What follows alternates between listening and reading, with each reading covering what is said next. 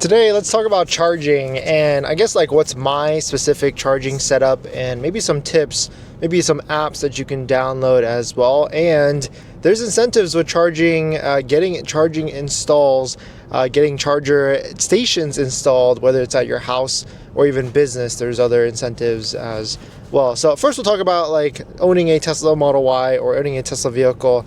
I always think the number one thing is that you should have a dedicated level 2 charger before you even buy your vehicle. And dedicated meaning that whether it's at your home, which is probably the most easiest. I've had friends that own Teslas that have gone to superchargers their whole entire like Tesla ownership, and then they finally get a house and they can finally install a home charger and their life completely changes, because it changes your perspective of driving, in a sense that can you just get home to charge, because you're going to be home for hours, so it's going to be perfect and ready, just like how like we charge like a cell phone every single night type of situation here. But dedicated level 2 could mean like at your work, because most people that either have to go to an office are gonna be there 4, 5, maybe 8 hours plus, and so that should be a great amount of time. And the way to do that, if you don't already know if there's chargers at your workplace, is there's a really good app called PlugShare. It's like think of it like a Yelp but for charging stations, and you can use that to find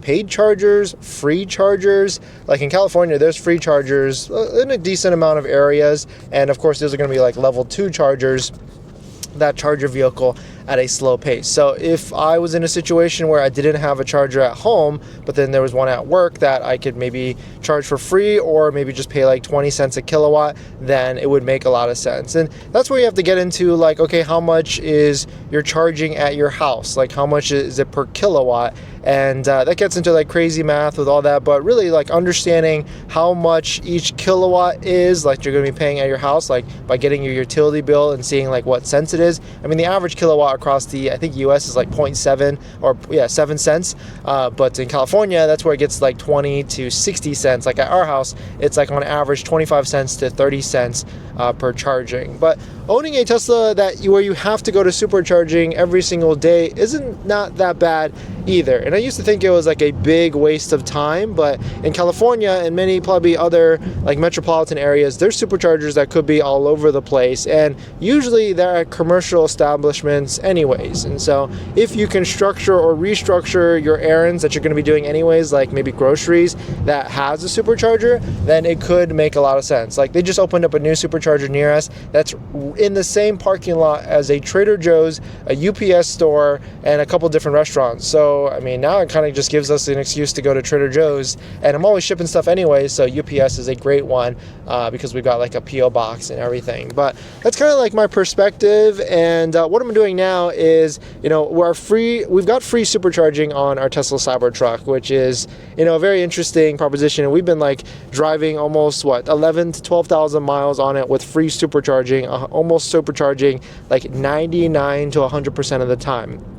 Our Model Y though doesn't have free supercharging, and I don't know if I want to pay for like the power, the energy uses, because like to give you frame of reference, like a Model Y has like a 70 to 80 kilowatt hour battery, and so you can quickly do the rough math there. Like 70 to kilowatt, let's just say it's 70 kilowatts, 70 kilowatt hour battery times 20 cents a kilowatt at your house charging rate, or maybe even 30 cents, 30 cents times 80 or 30 cents times 70, that you can kind of see like how much one Tesla Model Y could cost you to charge. And let's just give you the math on that, because it's going to be about the same. That's about $20 to $30. And so each time if I'm filling up $20 to $30, then it's kind of like the same as just having like a hybrid vehicle in terms of gas savings. So it's really not like that much savings if I had to charge at home. So I'm trying to figure out what the solution here is. The good thing is that the Model Y is way more efficient than the Cybertruck, and the other good thing is that there's superchargers like within 8 minutes of my house, and I can always like do something while like there's the supercharging because for the truck. But let us know what your thoughts are. I'm curious to hear what you guys are going to be doing with your charging setup, and I feel like most people are going to say like getting a home charger is the way to go instead of going to free supercharging. But now in certain areas there's superchargers all over the place. But let us know what your thoughts are. Thanks for watching this video, and I'll see you guys in the next one. See ya. And the one thing I forgot to talk about is charging or wall charger incentives. There's a great website called EVs for All. I'll link that down below in the description.